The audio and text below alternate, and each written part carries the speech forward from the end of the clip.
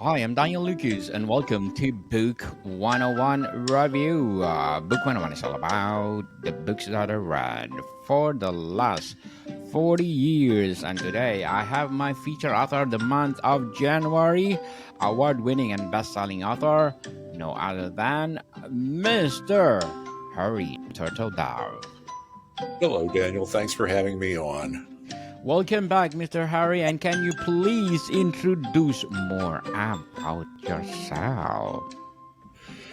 Well, what can I say? I'm here. I'm glad to be here. I've got some new books coming out. I'd like to talk about one or two of them, and we'll just go from there, I guess. Yes. So let's talk about your upcoming novel, Twice as Dead, and what genre does it fall under? It's an urban fantasy. It's set in Los Angeles a couple of years after World War II. It has some of the features of a noir movie. I think I certainly tried for them.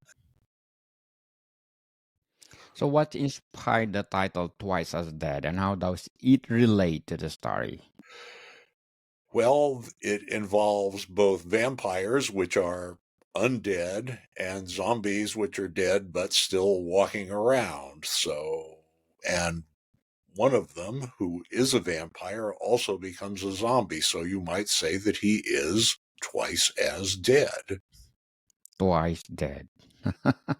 What are the main characters, and what makes them compelling? Well, my main character is a private eye named Jack Mitchell. He is black, but not very black, so that he can look like pass for white if he has to, sometimes, if he's passing with people who aren't alert. He has to deal with corrupt cops because the Los Angeles Police Department, in the years right after the war, was one of the dirtiest places around. Hmm. He has to deal with ghosts and, as I said, vampires and zombies. And he also has a smart mouth talking cat who gives him trouble. Wow, I love that. A sidekick. So, what Yes, is the central conflict in the book? he's trying to find out who is turning people into zombies against their will. Mm. And this is criminal if you can pin it on them. Yes. Mr. David, sorry, Mr. Harry Turtledove, thank you so much for sharing your talents to the world. I forgot to, give you an applause. So thank you so much for being part of my feature author of the month of I'm very glad January. to be here. Yes, thank you so much. So how does the setting contribute to the atmosphere of the story? Twice as Dead. Well, I think that it does a lot. For one thing, this is the town I grew up in, although I've said it a couple of years before I was born. For another, this is the time when there are mobsters running around loose and also trying to deal with the cops. There is also the Central Avenue jazz scene, which Jack is heavily involved in and will be in sequels too. I said, dropping a hint. Dropping in the spoilers. Spoilers are welcome, Mr. Harry. How does the concept of dead or being twice as dead play a role in the narrative? Well, I think that everybody worries about what's going to happen when they die. This, Yes. this is certainly of concern for me, given my white whiskers and everything. You know, I'm curious about what, if anything, will go on after I'm no longer here, and you know, vampires and zombies are ways that people use to react to the fear of being dead. A vampire, people think, can go on indefinitely, but at the price of not having a soul anymore, so that if something drastic happens to the vampire, if it gets a stake driven through its heart, or if it's trapped in the sunshine, that's it. It's finished. It's done. It's over. It ceases to exist. And zombies, of course, are dead in the sense of being oblivious to the world around them, but they're still out there shuffling around doing things, and that makes them interesting in a way. This is the kind of world where if you're broke and you're desperate and you need to support your family, you can have yourself turned into a zombie for a fee of money that goes to your folks. And my hero has to go through some of these zombie making parlors, which is not a pleasant experience. Good idea, Mr. Harry. Good idea. So, what major themes does the book explore? Oh, well, it's got as I say, this is noir. Mm, Everybody is untrustworthy. Everybody is unreliable, including the main character, and it was fun to write. fun for sure. Are there any symbolic elements or motif that appears throughout the book? Oh, I don't know. I mean, I don't really think in those terms. I think in terms of telling a story that's interesting, and if other people find meaning in it, so much the better. But if you don't have your reader turning pages, then you might as well just pack it in, because nobody will pay attention to you anyway. Yes. So, how does the book explore human nature, morality, or justice? Well, I think Jack has a sense of justice. He came, he served in Italy during the war. He came back damaged, as people who serve in the war often do. And he's trying to figure out how to get along in a world that doesn't like him very much and doesn't need him very much. And he's doing the best he can. Certainly. What message or takeaway do you think you will impart to the readers? Famous science fiction writer Theodore Sturgeon once said of somebody that he sold his birthright for a pot of message. I try not to put messages in my book. People will read into it whatever they read into it. Yes, it's up to you to grasp people. So, does the book follow a linear narrative, or there are any flashbacks and multiple No, perspectives? I go straight forward from beginning to end. Interesting. I usually do that. I've only varied from that a couple of times in my writing. So, how does the opening scene set the tone to the rest of the book? He's sitting in his office. Jack is. He's listening to the Santa Ana winds, which are common in Los Angeles in the fall, and which caused the fires last month. I know a couple of people who lost homes. Damn it. He's reaching into his desk drawer and pulling out a fifth of bourbon and drinking from it. And Mm, his cat is giving him grief about this. Why do you wow. drink that stinking stuff? And somebody knocks on the door. It's evening. He opens the door. It's a beautiful dame.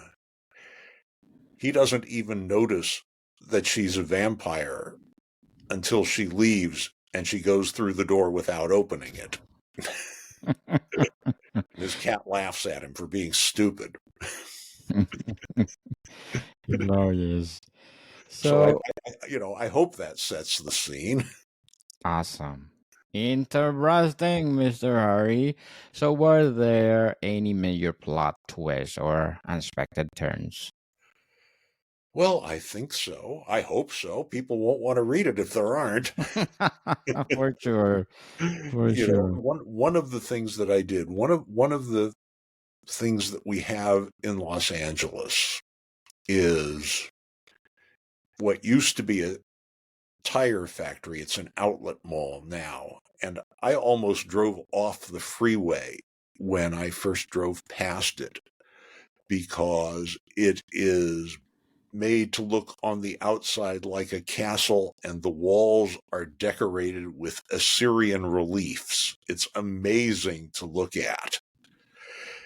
And I have used this several times in the plot. I had an enormous amount of fun playing with the Assyrian creatures and what happens to them and what they're up to and all that good stuff.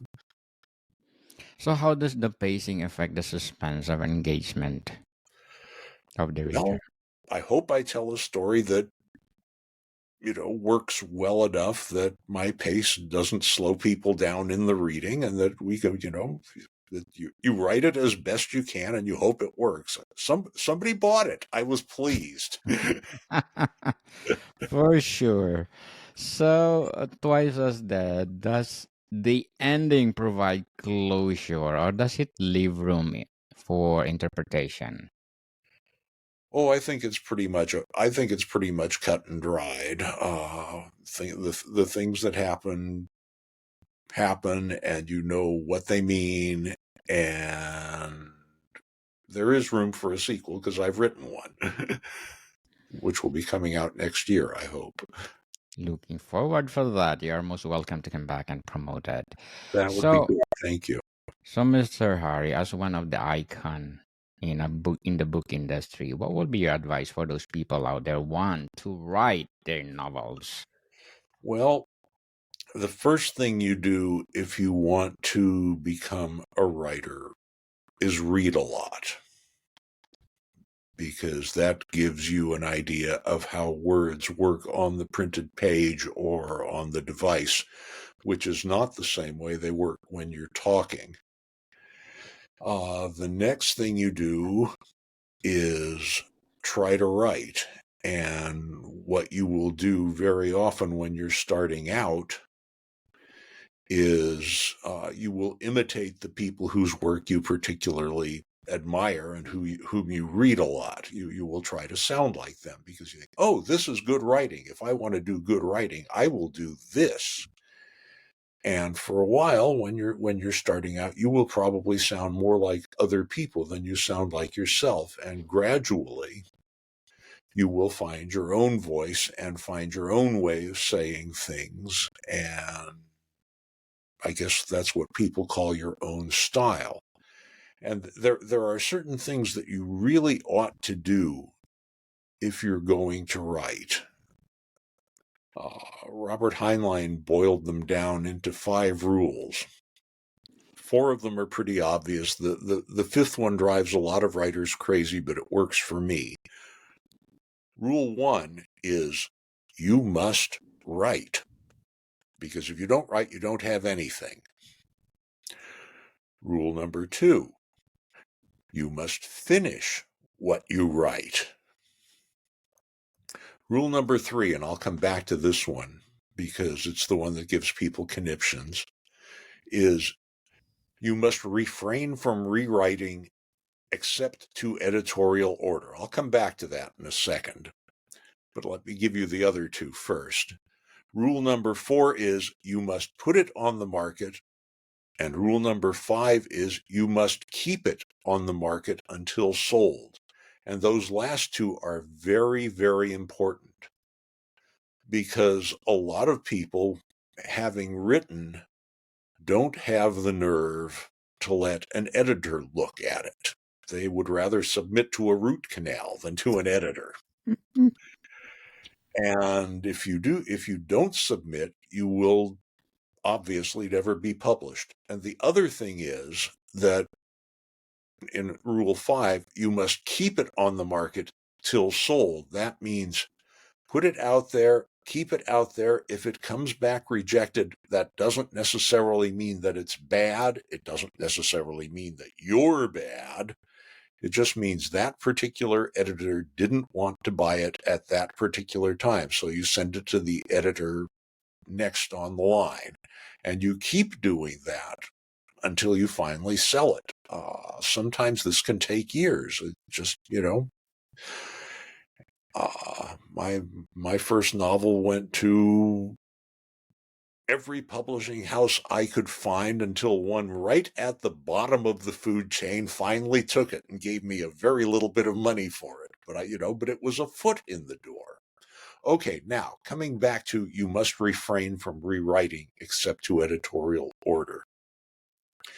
What Heinlein means by this, or what he insists he means, is that if you have a fresh idea, write a fresh story. Don't cram your fresh idea into the story you've already written. A lot of people find that rewriting is necessary to clean up the plot, to clean up the characters, to do everything you want to do. I am very lucky because I am pretty much able to write clean first draft copy. Not everybody can do it. Most people can't. I'm lucky. I know I'm lucky. Yes, you are. And, Won multiple award. Yes, you are. Lots of and awards, Mr. I Harry. well, I that's I worry about that much less than just being able to write well enough so that people are willing to give me money for what I do, because I do like to eat. Yes. But anyway, Mr. Harry, thank you for your advice for us. So, what will be your short-term and long-term goals in writing? My long-term goal in writing these days is to keep writing for about the next 10 or 15 years, because that'll mean I'll get up close to 90 years old, and that wouldn't be too bad. Not too bad. My short-term goal, I'm working on a novel right now. I've got 2 pieces of short fiction under submission right now. I'm waiting to hear back from the editors about whether they want to pay for them. And I'm just, I'm going along. I'm trying to stay healthy. I'm coming up on my 45th wedding anniversary, and I'm very lucky there. Congratulations. Thank you. And I'm just living from day to day, and Yes. hope I stay well. Hope I keep my marbles. All the things old people talk about. I'm an old people, so I talk about them. Keep your marbles and spread your wings more, Mr. Harry, to inspire I other can do people. that. To inspire more people all over the world. So, speaking of your upcoming movie, upcoming I novel. wish. Oh, you wish. I hope your dream will come true. To have one of your books to be a movie, a series, who knows? That One of would these that would days. that would be terrific. I've had several things optioned. I've never had anything produced. Life is like that. But don't lose hope. Mr. Hurry, for sure, there will come a brighter over there. So, which character undergoes the most significant transformation throughout Twice as a Dead? Oh, it's probably Jack, because he gets put in danger and he falls in love, and those are the things that change character very quickly. That's I think that's one of the major reasons that people write about war and write about love so much, because both of them show character under stress, and that's interesting. So, how do the relationship between the characters shape the story progression? That would be telling. For sure. So, are there any morally ambiguous characters, and how are they depth Oh, I to the think plot? there are lots of morally ambiguous characters, starting with my protagonist. As I say, this is a noir kind of book, and it has noir kind of characters. There's the sweet fat little man who runs a dirty bookstore. Yes. Uh, you there's there are cops who are no better than they have to be. There are cops who are worse than they have to be. Oh yeah, all kinds of good stuff. All kinds of good stuff. Twice as Dead. So, how do the protagonist and antagonist compare in terms of their motivations and flaws? The antagonists are mostly after what most people are after an awful lot of the time. They're after money. Money, money, money. We need money, He's people. trying to fix things so that the people whose lives they've hijacked get back to being what they were before. That works about as well as it ever does, which is to say partway but not entirely. So, Mr. Harry, before we wrap up our discussion for today, I'm inviting you to please do listen to my other podcast, Food 101, and its fifth season with Chef Alessandro, one of the specialty chef in one of the five-star hotel in downtown Toronto. And this coming episode, we're gonna talk about, we're gonna read the letters of our listeners. So please do listen, Food 101. So, twice as dead, if you could ask one question about characters, what would it be? Is Jack a good guy or a bad guy? We'll find Mm. out. Find out, people. So, Mr. Harry Turtledove, thank you so much for being my feature author of the month of January. And can you please invite our listeners to support all your books, especially this coming Twice as Dead? Oh, I would be delighted to do that because having people buy my books is what keeps me in food and shoes and a roof over my head and all of those good things. So please, buy my books. You can, they're pretty easy to find, most of them. Yes, people, award-winning and best-selling author, Mr. Harry Turtledove, my feature author of the month of January. So, Mr. Harry, thank you for your time. Thank you very much. More to come, people. See you soon.